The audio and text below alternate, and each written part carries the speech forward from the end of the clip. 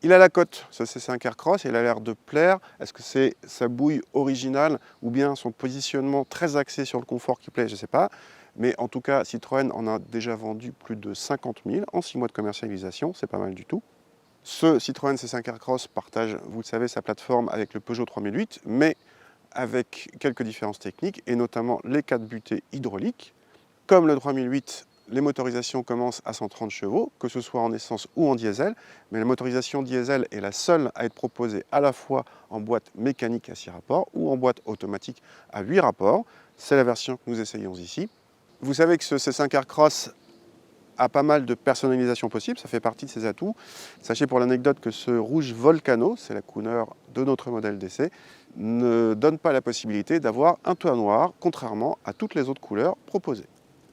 Malgré un peu trop de plastique dur, le C5 Aircross a une présentation intérieure visuellement cossue. La finition fil est la première à recevoir le combiné d'instruments numériques personnalisables et les sièges Advanced Comfort au moelleux remarquables.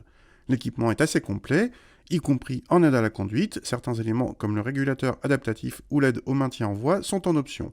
Autre option, le grip control dont la molette trône sur la console centrale.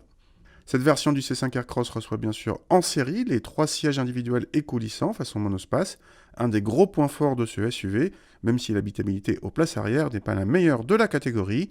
Le coffre est en revanche l'un des plus spacieux et bénéficie en plus d'un plancher modulable en hauteur. Seulement 130 chevaux dans ce SUV qui fait quand même 4,50 m.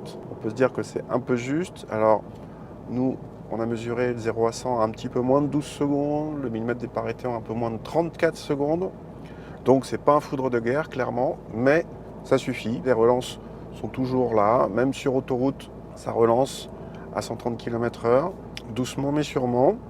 En fait, ce qu'il faut, c'est ne pas appuyer à fond sur l'accélérateur, plutôt être au milieu de la course de l'accélérateur et jouer plutôt sur le couple, 300 Nm, que sur la puissance, et ça passe mieux.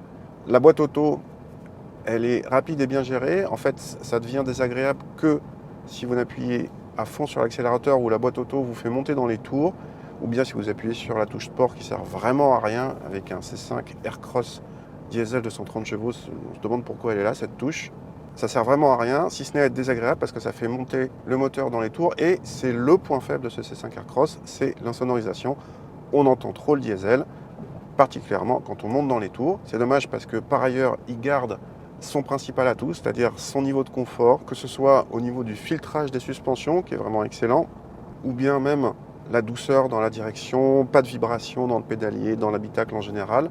En contrepartie, la partie châssis n'est pas vraiment dynamique, il y a des mouvements de caisse, ça passe vite en virage s'il faut, mais les changements d'appui par contre ne sont pas très précis. Mais peu importe, le maître mot c'est le confort dans ce C5 Aircross, quelle que soit la configuration moteur-boîte que vous choisissez.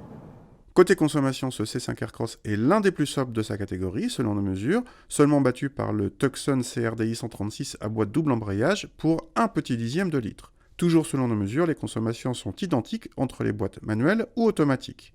En tarif, en revanche, Citroën fait payer cher cette boîte auto puisqu'elle entraîne un surcoût de 2000 €. Ceci dit, Peugeot fait exactement pareil avec son 3008 et les deux véhicules sont quasiment au même prix, à motorisation et équipement équivalent.